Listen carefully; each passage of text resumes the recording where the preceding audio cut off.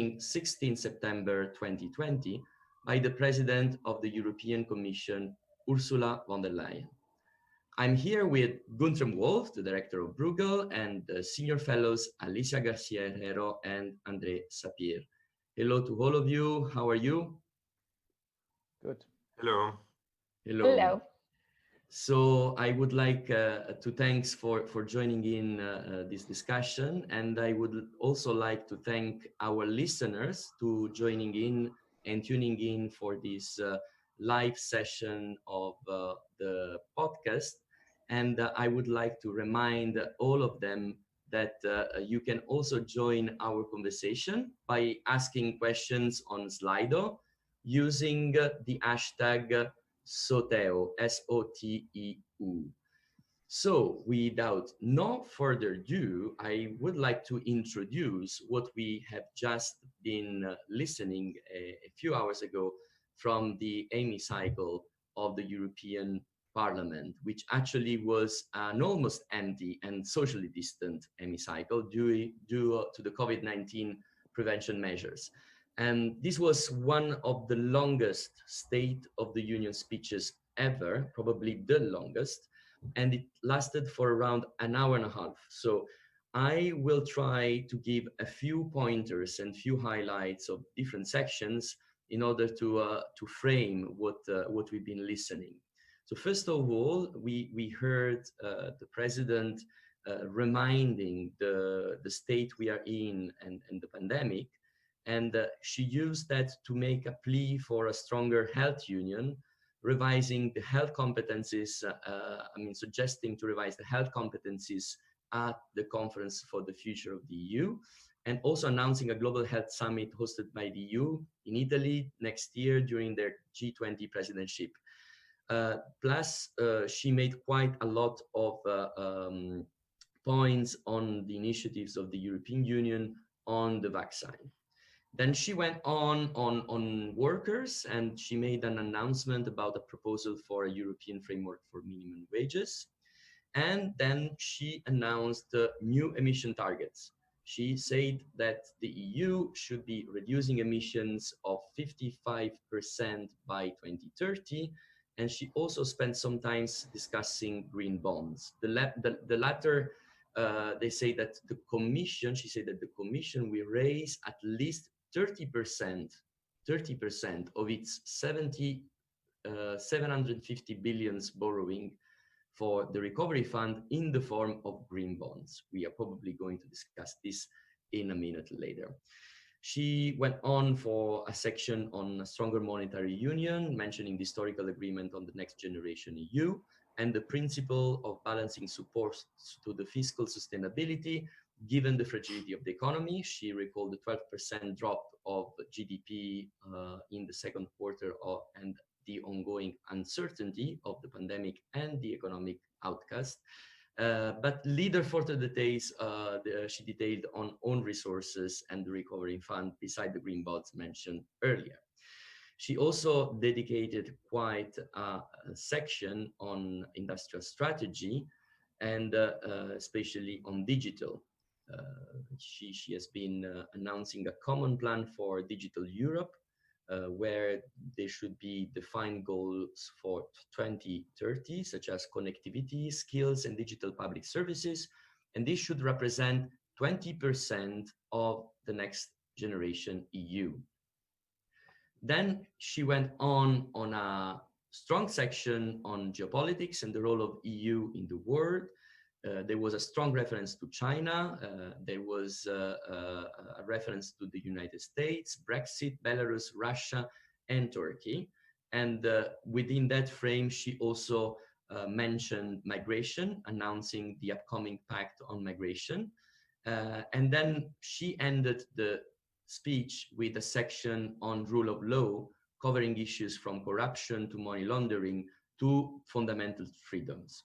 So this seems to me quite the catalog of the different things that she has been mentioning in the speech. I might, of course, be missing some details, but the idea was to recall all the plethora of things that were mentioned in this an hour and a half speech. And in order to start the discussion, I would like to ask to you, Guntram, Andre, and Alicia, what actually is your overall feeling? What is your overall and main takeaway from this speech before we are going to dive a little bit more into the details of some of these sections that I was mentioning just before? Well, thank you, Giuseppe, and let me perhaps start. I mean, I think this is always an important speech for the European Commission president, because it sort of tries to pull together the entire agenda that's on the plate of the Commission and the European Union in really one speech. And this time, perhaps it has been so long because there are so many more issues than usual. So it is a difficult speech, and I have to say, it's a speech that is always very presidential. And if you ask me, for my taste, it was a little bit perhaps too presidential. So a little bit too much about big announcements, and a little bit too not concrete enough on sort of the real issues and how to achieve those issues. You know, I mean, just to give you a sense of what I mean. I mean, I think, for example, the discussion on green. I mean, I would have wished to have a bit more concrete announcements on, you know, how to get to the new climate goals. Or if we take the discussion on the pandemic and the recovery fund, I would have wished the Commission president to strengthen the negotiating hand of the European Parliament, and, you know, to make some announcement that the European Parliament should actually have a say on how the money is spent, and, you know, should have a way of flagging that money is not well spent. And so I think overall my feeling was, and I don't want to be too long, my feeling was it was a tick too presidential. It's always presidential, but it was a tick too presidential. And I feel some citizens, many citizens, might feel that it's actually very difficult to relate to this speech, which is never easy, but I felt this time it was perhaps a bit too presidential. Andre, was it too presidential for you? So yes, it was presidential, but no, it was not too presidential. I think it was presidential at the right level. And, you know, the way we judge what is right or too little or too much is according to our expectation. My expectation was something of that level.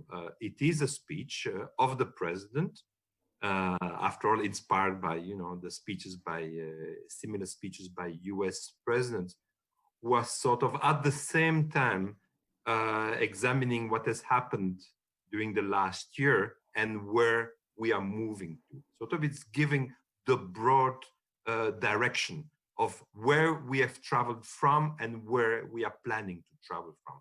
And then it's normal to me that it doesn't give the details. It just sort of, you know, gives the road without giving all of the elements. Sure, there are bumps on the road, and, you know, there are all kinds of elements on the road, and you may drive in different cars on this road. But I think here the idea is to give a sense of what are priorities. And, you know, the way I personally do this is by looking at the text and looking at words and how many times are words repeated. And I think, Giuseppe, you picked up on, you know, on exactly those words that you heard a lot. Yes, Next Generation EU, which was, after all, a big achievement of the European Union, that is cited many, many times, sort of this notion of pulling through together, an important message for Europe of solidarity and moving together.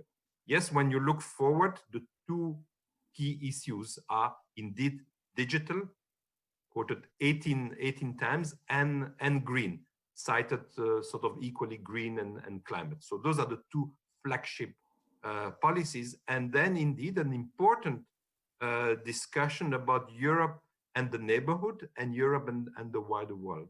And I think everything was there. not too much, not too little. I think it's addressing headlines in newspapers all over the world. You know, what is Europe achieving, and what is Europe trying to achieve in the coming months? So to me, it was the right tone, and it said all the right things. Then obviously we will have to judge in a year, you know, how much of this road has been traveled. But I think the road that she's designing is the right. Alicia, you have a special observatory being in Asia, and actually we can see from the screen that it's evening already and dark already over there. What was your impression from that side of the world? Thank you, Giuseppe. Frankly speaking, it's the very first time I listened to the whole speech, and it happens to be the longest. And it is very different when you actually go by word for a speech of this nature. And I want to refer to what Guntram said about the, yes, presidential. I agree with Andre, it has to be presidential, but at the same time, how close to the citizens it was. And I actually think that President van der Leyen tried very hard to be close to the citizens with a number of touchy concepts. I can give you a few, like we have valued wealth rather than well-being. We need to move from fragility to vitality. We need to turn fear into cooperation. We are a social market economy and a human economy which should protect us. You know, frankly speaking, I mean, it's the attempt to touch everybody's heart is there. But if you ask me, as an economist, I'm like, is this a socialist state? Or, I mean, you know, like, I feel it's too many times repeating the concept of protection. I mean, this is a pandemic. You may be okay protecting yourself from a pandemic, but, you know, we need to also think about competitiveness, moving ahead. You know, I just felt that the balance between the two was too much towards the social aspects, which of course can be justified by the pandemic, but lead us to feel that the European Union is there just to protect us. But nobody can protect us, not even the European Union. That to me, telling citizens, you know what, we need to change for the sake of competing in this very difficult world, surviving the new, you know, forces. We're between two hegemons. We need to be there. I mean, that thing to me was missing. So it was a very good attempt. I mean, an attempt. I'm not sure how good, but an attempt to reach the citizen with things the citizen can understand. But I'm not sure we're really doing any favor to the citizens to kind of deny the reality out there. That's really my point. It's too protectionist for what I think Europe should be heading towards. And that's really the key thing I wanted to say.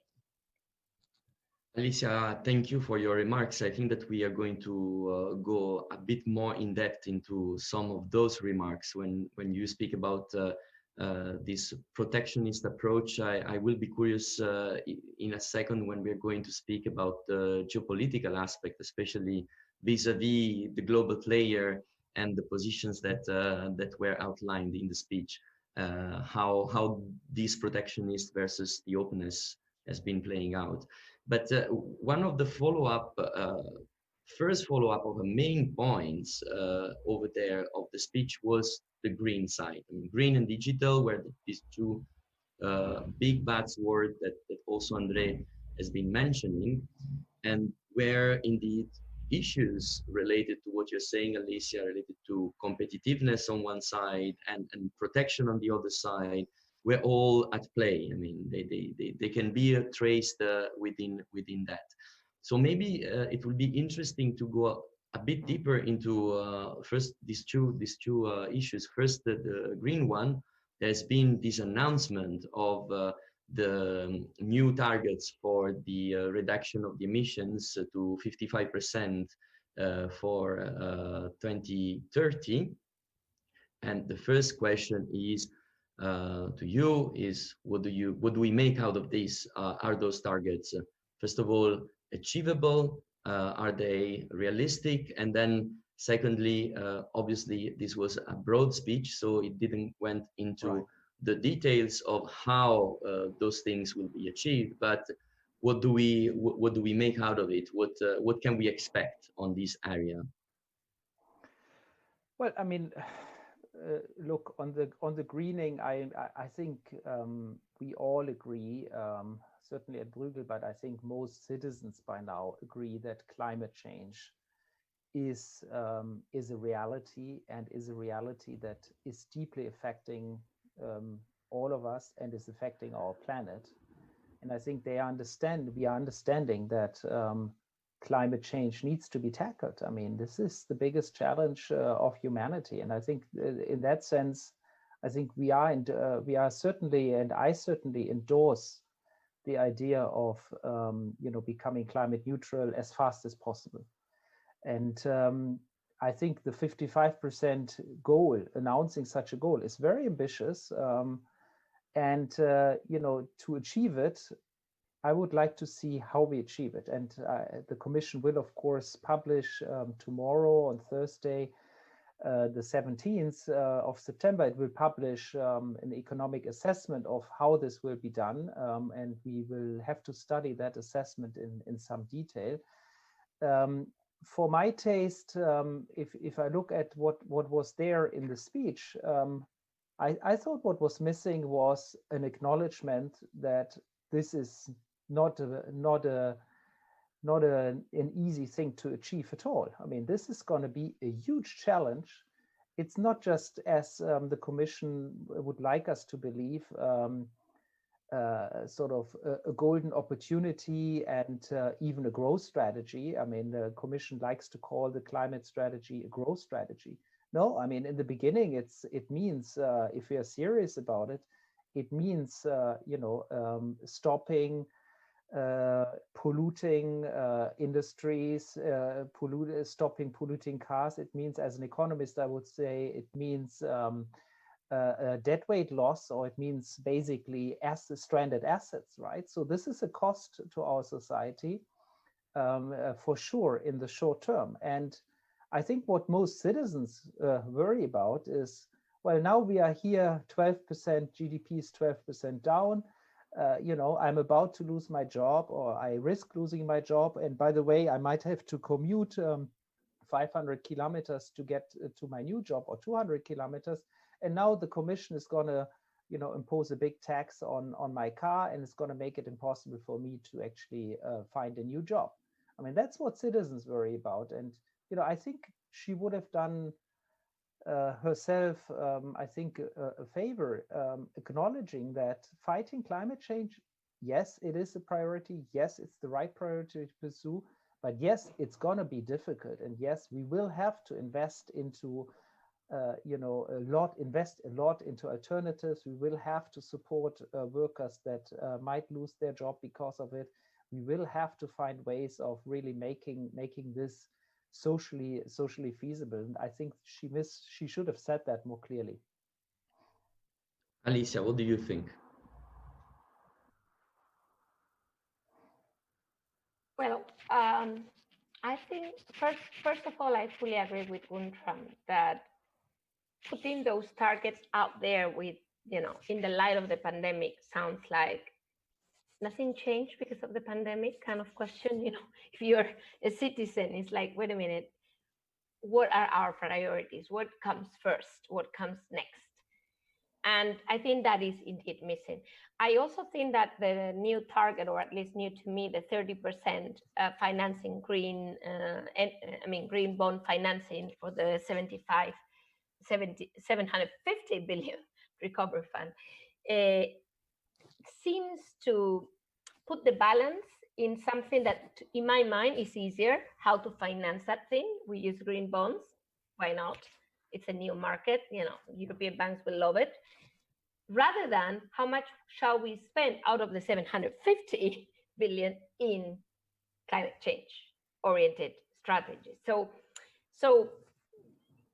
if I were reading that part, as somebody interested in those industries, I would have wanted to know what was ultimately the arrangement, because we all know that there was a lot of infighting. By the way, from the speech, it sounded we all agreed with this recovery fund, but we all know that it was hard. Maybe she could have acknowledged that, in the last and thus approved deal, there was a little bit of a compromise on this very important issue. But nothing was said, maybe to avoid that sad news that, we kind of cut a little bit on what was very important, according to her speech. So that it was a little bit unbalanced, in my opinion. If this is so important, why didn't we have more funds for it? And whether you finance it with green bonds will make a difference to the environment, let me tell you, because we all know that, it's a very, very broad definition of what is actually considered a green bond. So it's not very convincing to me. That's what I mean to say. Yeah. Andre.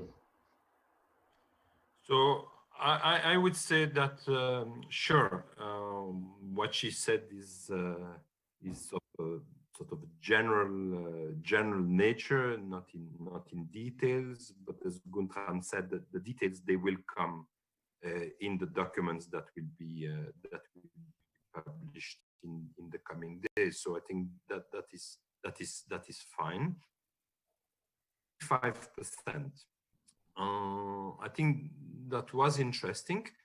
After all, she had already, in her speech to the European Parliament, when she was appointed as president and she was confirmed by Parliament as for the presidency of the European Commission, she had already indicated then that she was thinking about getting into this objective, this stricter objective of 55%.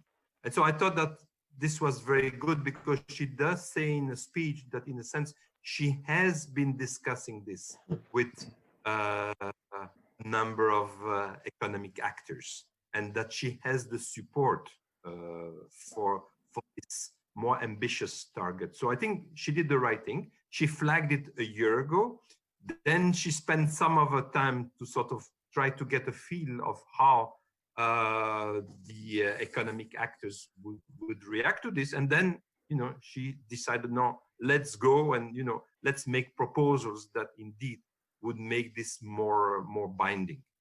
Now, obviously, it is ambitious, and it will have all kinds of consequences, some of which Guntram alluded to. But again, I think, we should not give the message to citizens that simply achieving climate neutrality by 2050 is going to happen in 2049. In order to meet the zero net emission in 2050, this is going to be a very demanding road. And if we want to reach that objective in 2050, we better set ourselves a number of milestones. And I think to set the milestones for 2030 is what needs to be done. Otherwise, we will never reach the point. We will always delay, reaching, as I said, it's in 2049 that suddenly we are going to do all of the job, and we know that doesn't make any sense. So I think she's bringing a sense of realism of what this means. Now, how this will be translated. And again, this will be done differently in different countries. I mean, the Commission is not going to set precise targets for each individual country. That is countries that will need to say, hey, this is the way we are going to meet the target that we have in common. And different countries will do it differently. Those that use coal, well, they won't have to do the same thing as those that use the nuclear power. So there will be a variety of approaches, and those variety of approaches, they will come from the member states. I think her job and the job of the Commission is, again, to set the road and to set the objective.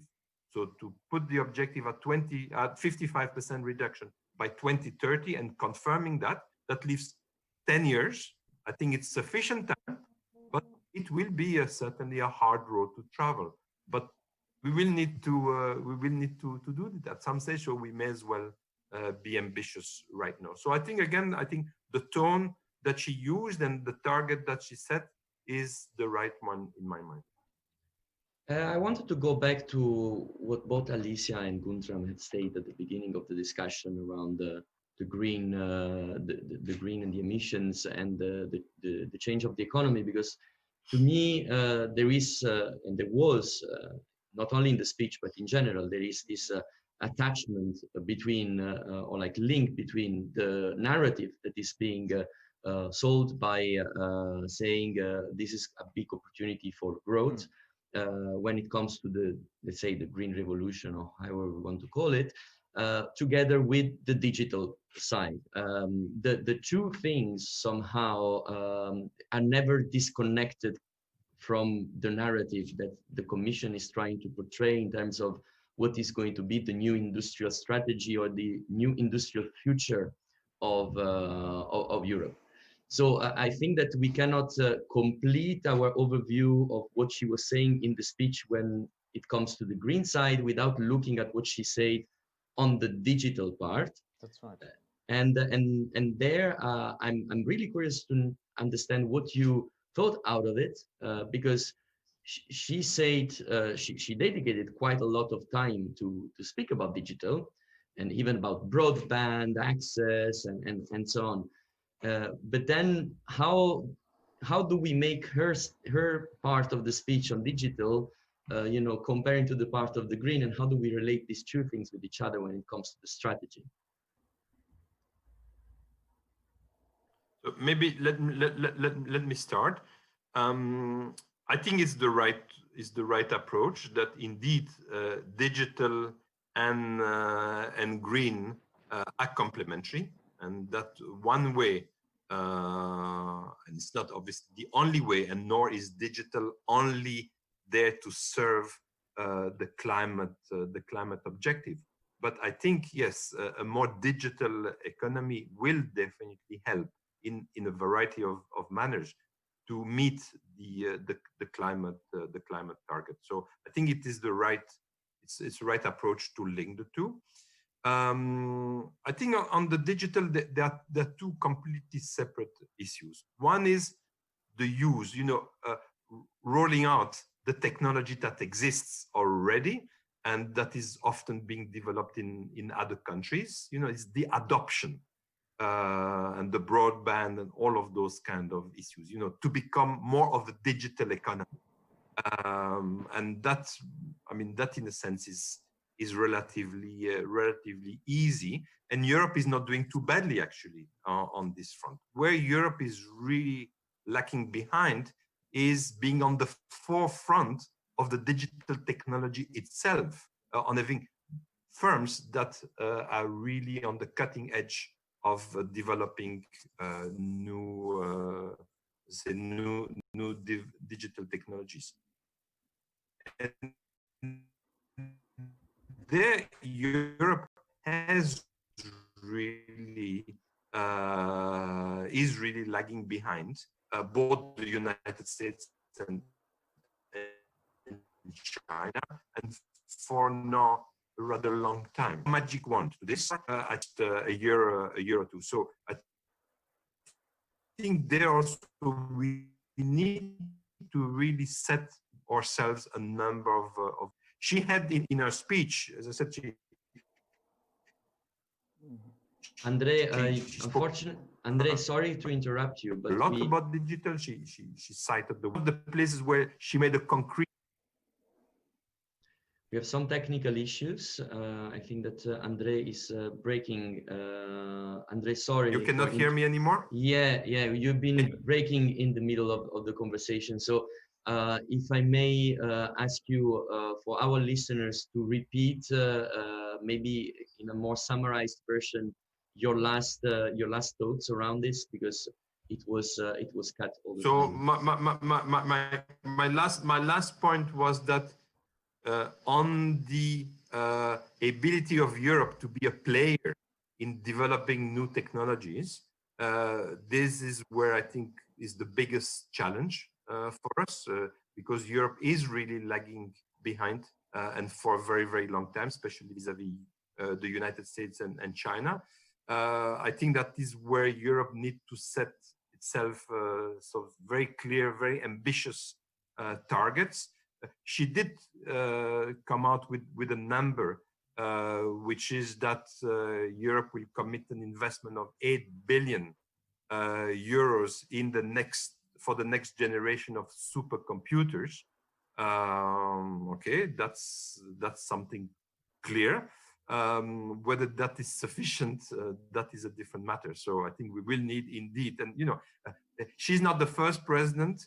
Juncker, even Barroso, obviously talked a lot about digital, and our gap has not decreased vis-a-vis the US and China in this space. So I think there it is very important for a variety of issues, including green. And yes, I think that we need to be more ambitious. And I wish that there she did not only say the word digital, but she was more clear into the fact that we are really lagging behind and that we need to make a huge effort. Thank you. Guntram or Alicia, do you want to add something on the digital side?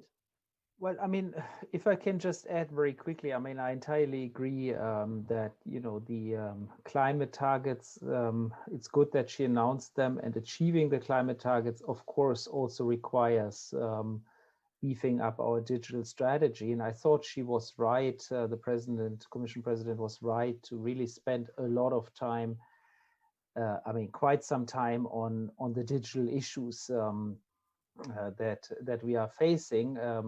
But as André says, I mean, it's not the first time that this was mentioned by a previous Commission President, and there are clear issues why we are lagging behind. And my sense is, if I read this and I reread this part of the speech, I mean, I think on, for example, on the issue of artificial intelligence, she spent a lot of time talking about how to regulate it.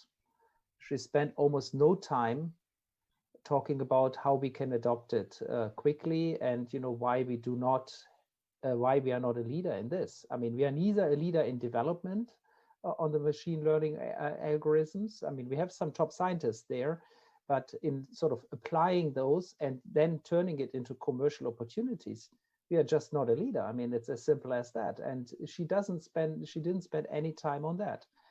And then, of course, the rollout of broadband and all of that. I mean, sure. I mean, we all agree with that. But it's been a pity that so far we haven't been able to do it in the rural regions, right? And it now haunts us, including in this pandemic, that we haven't done the rollout of broadband to the extent we should have done. And that has concretely to do with the way we regulate, and we have dealt with our telecommunication companies, and it has many concrete reasons, right, why we are there. And so just sort of saying, well, we will now do it, I think is not enough to a skeptical observer, at least. So overall, yes, I think on the digital, it is right that we have to accelerate, and I think the Commission President, it's important that she reinforces that message. I mean, we cannot afford, just business as usual on the digital side. We need to have a step up our efforts massively, both on sort of cutting edge technology, but I would also say really on applying existing technologies such as machine learning algorithms and turning them into commercial opportunities. And really, that's not just about regulation. On the contrary, it's also about investment, it's about skills, it's about opportunities for business to do so. And that's where I think we need to put the emphasis. So, yes, Alicia. I like to, yes, very quickly. I know that very quickly, we need to move to the next topic, but yes. I just want to say two things on this. First of all, again, from another planet, as you said, Asia, dark by now.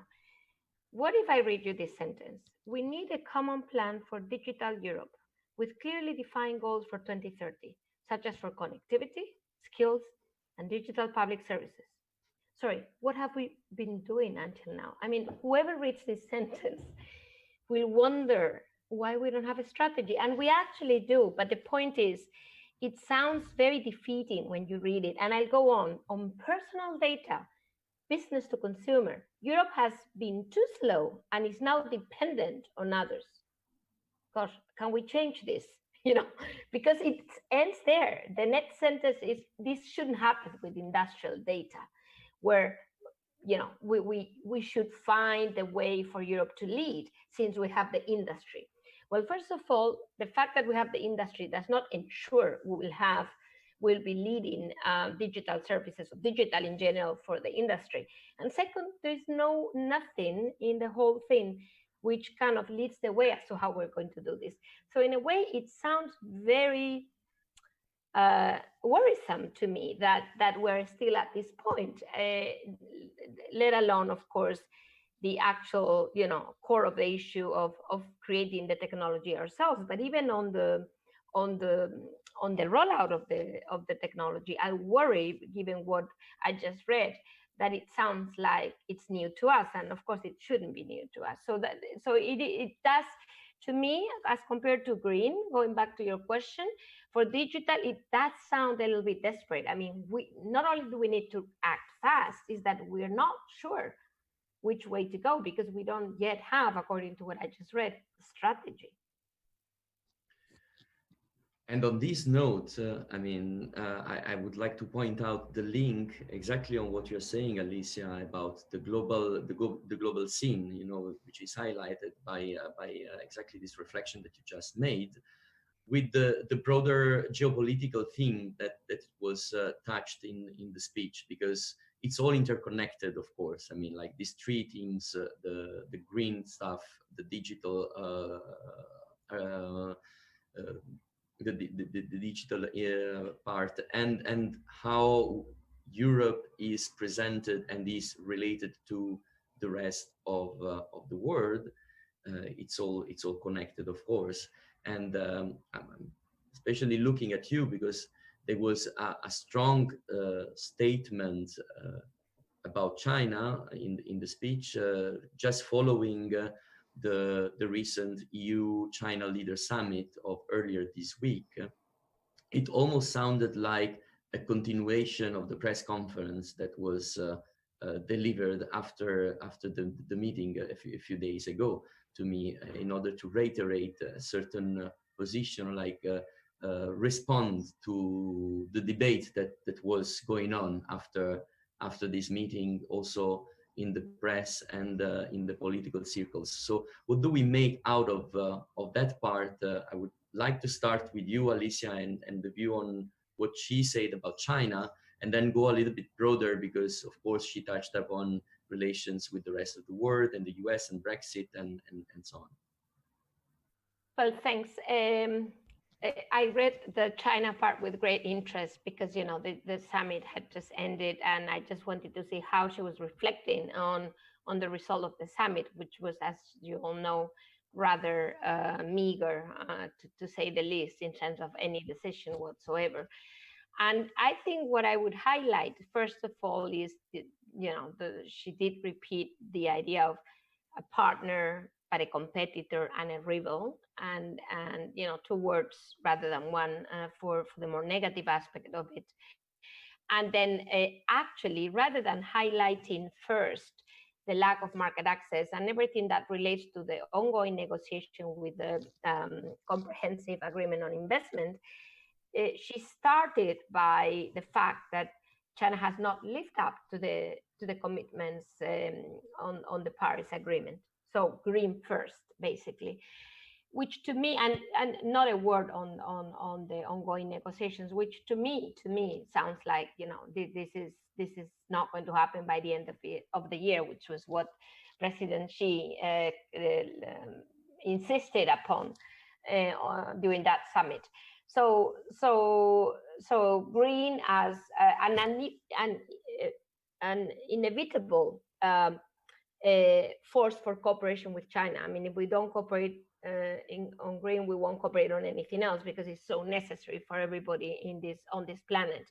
So that's one. And then on this very thorny issues of Hong Kong and the Uyghurs, which both are mentioned in the speech, I think the very important sentence to me is that she basically argues that not that our hands are tied because of our unanimity decision-making process. So she basically says that we absolutely need to move to qualified majority voting, and I think that's quite important because she's the reason why she says that is really China and the shared values that we all have that can't be translated into action or statements even because of the lack of agreement of all of the parts, i.e. all of the European member states. So I think that's quite something. If you ask me, this was probably the part I like the most because it does show despair about how far we can go with our current institutional framework. I see both Andre and Guntram nodding at you, Alicia, which is a promising sign of some comments to follow. Who wants to follow up on Alicia? Well, I mean, so perhaps I say one or two words. I mean, I think Alicia really, I very much agree with what Alicia said, which is not good for a podcast. But I think really the finger is exactly at the right points. I was also struck by the clear statement on qualified majority voting, and of course the big thing here is the European so-called European Magnitsky Act. Now the Magnitsky Act is a US act where the United States has the power to sanction individuals or group of individuals because of human rights abuses. Sanction them financially, but also prevent them from entering US territory. And so Europe doesn't have that at the moment. And the statement that we want to introduce it is a big step. I sort of started asking around some lawyers, and some tell me that it might even be feasible to get something like this based on qualified majority voting. So in other words, once it's through, a qualified majority vote could actually be there to single out individuals and or groups of individuals and actually impose and sanction them for their human rights abuses. And so that's a major new instrument if it was to go through, a major new policy, foreign policy instrument for the European Union. And it shows that the European Union wants to be a geopolitical actor. And so in that sense, I think there it's really quite a strong push forward. But again, I think, as Alicia said, on the economic front, which is more sort of our expertise, I think basically what the speech says is we won't get a trade and investment agreement with China anytime soon. And I think she also mentioned, and I thought that was also important, the ongoing process in Europe to strengthen our economic instruments to protect our markets and ensure a level playing field. There's a big white paper by the Competition Policy Authority in Europe, and I think that instrument is an important instrument in our negotiations also vis-a-vis China. But overall, I think quite a consistent message, and certainly much more on the competition rivalry side than on the cooperation side vis-a-vis China, I would say. I would like to ask Andre, moving from China, unless he really feels the urge to add something on the debate on China, of course, Andre. But I would like to follow up also on the other side of the world, and her reference to the US and the you know, this kind of declaration of Atlanticism, which came out of pretty straightforward and explicit, not so much as a surprise, but I think that what was the strong signal there was saying no matter who is going to sit in the White House, there is new beginnings with old friends that needs to be rebuilt. That were her own words. What do we make out of this also in this broader context that we are discussing here? Okay, let me make 2 points, one more general and one specific on what you just said. The general is that I thought that this part, in a sense, naturally, this part, you know, the geopolitical part, Europe and the world, was the more presidential one, the one that fitted the best with sort of the presidential style. In a sense, when you start getting into the nitty-gritty of the green strategy or the digital, then like my two colleagues, you know, you feel a little bit, you know, wanting for more detail. It's too much or too little. And as I said, to me, it was all right, but you know, you can't sort of make a grand presidential speech talking about digital, you know, and the fact that we are lagging behind in digital, and you know, what levers can we pull here to do a better job. No, that's very different when it comes to the big Europe and the world. And you know, that part is called A Vital Europe in a Fragile World. And I think it's a nice title. You know, Europe, that was the two previous parts. Europe has handled the COVID crisis quite well, and you know, yes, we are pulling through together, as she said, and you know, we are partners to the world, and but there are problems. You know, the world out there is, she said, a fragile world. And we have our values, other countries have different values, we have some difficult neighbors, and you know, she names names, and she talks about Turkey, she talks about Greece, and she talks about the UK and Ireland. I mean, she doesn't, you know, pull any punches. And then, yes, the China issue and the United States. On the United States, we are just before the election, so I think in a sense it's normal that she couldn't say much, except that, you know, we have close ties, transatlantic ties. That's what she doesn't never use the word United States. She talked about transatlantic. And I think that was, again, right. She reaffirmed the fact that, you know, we have close ties with the United States, and she doesn't speak of NATO, but, you know, that is in the subtext. And I think that is right. And that we are all, in a sense, waiting for what's going to happen in the US election. So I thought that part, in a sense, is, as I said, is the most presidential part, and a nice part. And I think it showed that she was right, and corresponding to the issues of the day, to want to put geopolitics at the center of a mandate, because, you know, it is indeed a fragile world, and that has a lot of implications for Europe within our midst, and for our relationship with other parts of the world, be they very close geographically or be they very, very far. So I think good messages there. And yes, a complicated, fragile world, I think, is a good notion. I quite liked, if I can add, Giuseppe, the quote of Margaret Thatcher that you know. Let me try to dig it out. I mean, the quote was saying Great Britain or the United Kingdom does not break laws, international laws, and that's not in the interest of the United Kingdom.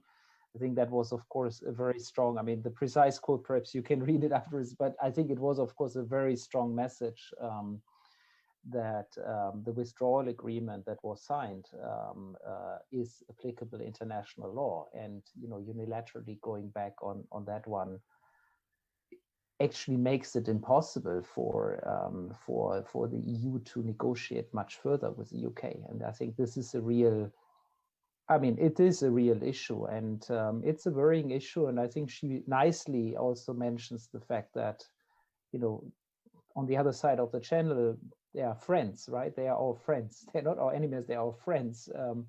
And so we want to have a relation with them. But of course, it needs to be a relation based on trust and based on respecting treaties. I thought that was a very strong message. Indeed, indeed. We are almost running out of time, and we have some questions from the audience as well, which I wanted to ask to you, especially now in this part that focused on geopolitics. We have Arthur Morer, who is asking that Turkey, is reflecting on the fact that Turkey was also specifically mentioned, and is asking if it is still a credible future member to the EU.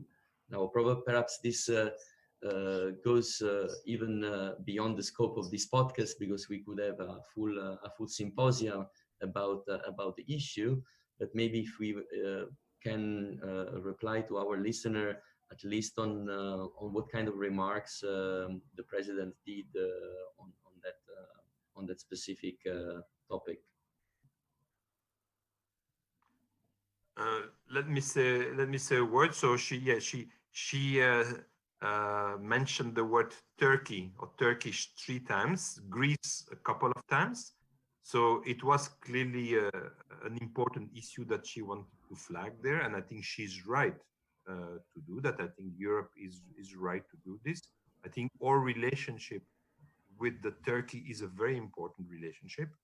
I don't want to get into the details, and nobody of our listeners cares, what is my view about whether Turkey should become a member or not of the European Union. I think it's a very complex issue. But I think what is clear is that the relationship between Europe and Turkey is really something very, very, very important for both sides. And now I'm not looking at it only from the difficulties that we have at the moment. I'm looking at also at all the important things that we need to do together. Guntram just mentioned the fact that the UK is our friend, as an important partner. Well, we want also Turkey to be our friend and to be an important partner. Both the UK and Turkey, with different historical relationship to Europe and different parts, are both important neighbors of the European Union. And at some stage, obviously, Europe will need with both of those partners to design a relationship that is suitable for countries that are, one has just left the EU, the other one is an applicant to the EU, but with a complicated relationship, and we can't escape geography and our history and the importance of those 2 partners. I mean, perhaps if I can add to what André just said, I think, my reading of her take on the neighborhood is also, and neighborhood being UK, but also being Belarus, being Russia, but then also Turkey. I think the message is really one on, first of all, we insist on our sovereignty and our integrity, and we are fully behind all of our members of the EU. So strong message of support to Greece and Cyprus, but also, of course, in the Irish case, a strong support on Ireland. I think that's clearly the EU policy. First and foremost, it's about protecting the EU and protecting all of our member states fully. But then the message is, well, yes, we want a relation, but we want a relation based on good faith and respect of rules and respect of international treaties. That's basically the message. And on Turkey, the message is, please, let's de-escalate, right? And she welcomes the recent steps of pulling back the exploration ship that Turkey did back to the harbor of, I think, Antalya. So I think that's certainly a positive step. But there can be no question about it that the EU stands fully behind all member states in protecting their rights and their sovereignty and our shared sovereignty, really. I wanted to take a couple of more questions before we close, but very, very quickly. One is perhaps we don't have the answers ourselves, but it's interesting to put it forward because it's one of the issues we haven't really discussed during our discussion so far. It's from Alan Franco from the radio and television from Switzerland. He's mentioning the fact that the president said something about a new strategy for Schengen, and Alan is saying that after a few phone calls, he is understanding that it is still in a very early stage, and he's asking if we know something more about it. Do we know anything more about it? Because this was like one of these new things that were just thrown over there, saying we're going to have a new strategy for Schengen. But I personally have no more information than what she mentioned in the speech. I guess I see from your faces that you don't know either, but I felt it was interesting to put the question on the table because it was something new. And perhaps, yeah. Sorry, on that very, very quickly, I think I can understand the difficulties really in even figuring what she really meant, because right before that grand strategy on Schengen, she acknowledged that we must restore the four freedoms in full and as fast as possible. So basically, anybody who reads that would be thinking that Schengen is going to go back to what it was, you know, in that sense. But the fact that she immediately after mentioned this new strategy makes me think and worry a little bit about that we might be thinking about something different in the light of what we learned during the pandemic. So is it good news, or is it just a recognition that we might not be able to go back to the full freedom we had before? That's for me a little bit worrisome out of that new strategy for the future of Schengen. I thought that the future was secured by the fact that we want to restore that freedom. That, you see, so a little bit concerning to me. Yeah, I mean, I think perhaps I can add, I think there is also a little bit of confusion here on this issue, really. I mean, Schengen is not the same as the four freedoms, right? I mean, the four freedoms are, I mean, if we take the labor movement of labor, it's about, you know, the right to work wherever you want. That's not the same as Schengen. Schengen is the right to cross a border without being controlled at the border. And the Schengen rules have a suspension clause that can be activated when national health is at risk. And these clauses were activated during the pandemic by a number of countries. And, you know, one can debate whether that was sensible or not. But I mean, certainly there was a legal base for doing so. And the other big Schengen issue, I think, is, of course, related to migration. I mean, so you have immigrants coming into the Schengen area, and then, you know, as soon as they are inside, you know, they, in theory, they can, without border control, go to all other Schengen places, and that is raising a lot of controversy.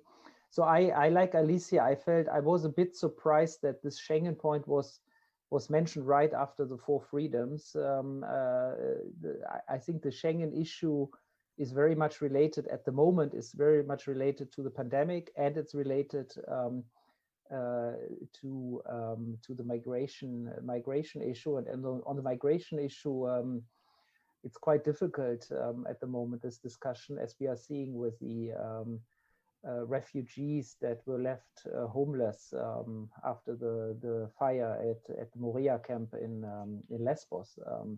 I mean, so we still do not have a proper strategy of, you know, how to deal with refugees and how to distribute them in the EU. And member states, I think, are still quite reluctant, engaging in a joint strategy there. Thank you, Guntram. Indeed, this is all relates to this. It makes very much sense, and I'm afraid that we could continue this conversation for much longer, but we don't have any more time for this episode. So I would like to to thank to you, all of you, to have joined the conversation. And I would like to thank our listeners for tuning in this live recording session of the first episode of the new season of the Sound of Economics Live. So this brings us to the end of these episodes, and I would like to remind to all of you that you will be able to follow all the other episodes of the Sound of Economics on our website and on our channels, Spotify, Apple Podcast, Google Podcast, and you name it. You know, all kind of channels. You can find the Sound of Economics over there. But as well, remind you that for more insight and research from our scholars, you can visit our website on www.bruegel.org. So until next time, bye-bye.